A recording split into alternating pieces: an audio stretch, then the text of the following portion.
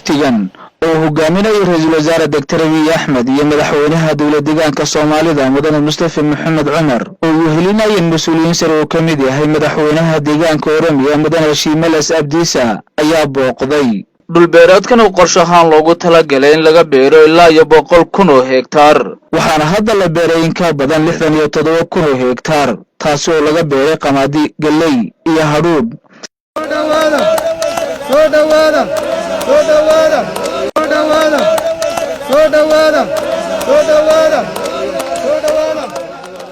ra'iisul wasaare Dr. Abiy Ahmed ayaa markuu soo dhameeyay kormeerkaasi la hadlay saxaafadda wuxuuna sheegay in guud ahaan shacabka Itoobiya ay baahida kaga bixi karaan oo kaliya marka dhulkooda wax kala soo baxaan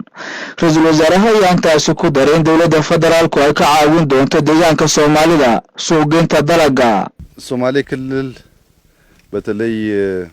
ሎላንድ ያልናቸው አካባቢዎች በስፋት በኢሪጌሽን ከሚሰራው የስንዴ የገብስ የማሽላ እና ሌሎች ሰብሎች በተጨማሪ deegaanka Soomaalida gaar ahaan dhulka joogiisa hooseeyo ee goobahani ballaaran waxa loo qudmeeyay oo laga sameeyay waraabka qamadiga heeda hadhuudhka iyo wax soo saarka kale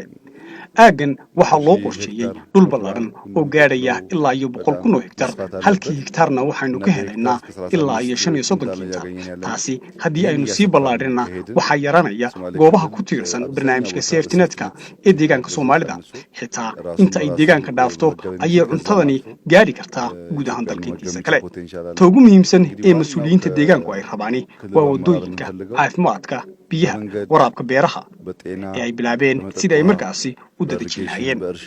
halka deegaanka Soomaalidu waa halka kaliya ee horumarka dalka Itoobiya horumarkana waxaanu ku xaqiijin karnaa waa kaliya inaan ka faa'iideysano awoodeen aan haysanana waa wax soo saarka beeraha dowladda deegaanka Soomaaliduna hawlahaasi waxay ka qabteen shaqooyin wanaagsan dowladda federaalkuna waxay ka caawin doontaa waraabka iyo wadooyinka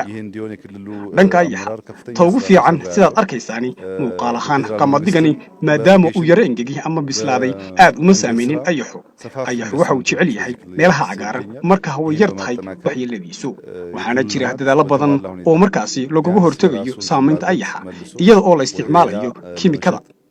waxaan soo gelinay agab kale oo badan waxaan qaadi doonaa talaabooyin kale oo degdeg ah laakiin ilaa hadda waxaan aragnaa inaan leenahay awood aan ku soo saaran karno wax soo saarkeena kasoo wax soo saarka hadhuudhka waxa jira fursado wanaagsan oo mar dhow aanu ku ururinayno qamadigan oo aan markaasi kaga faa'iideysanayno marka guud ahaan sanadkan waxaan oran karaynaa waa bilowgeennii ugu horeeyay laakiin sanadaha dambe waa inaynu xoojinaa deegaanka Soomaalida iyadoo aan meel kale waxba loogu doonin waa inuu raashin halkan ka soo baxay guud ahaan wada gaadhaan haddii aynu qamadiga halkan ka soo go'ayo warshad u samaynana waxa qiimo jaban lagu helayaa roodhida makaronaha iyo sidoo kale baastada taasi sidii aan ugu jawaabi lahayna waa inaanu xoojino waraabka qamadiga waana inaan xoog saarnaa wax soo saarka beeraha iyo inaynu ku fowrarsano dhulkeena diin ayaynu wax badan kaga bedeli karnaa guud ahaan dalka Itoobiya ግብርና ነው ኢትዮጵያን የሚቀይረው waftiga ra'iisul wasaare Dr. Abiy Ahmed oo galabta dib ugu laabtay magaalada Diridhaba ayaa xariga ka jaray sabada warshadaha ee magaalada Diridhaba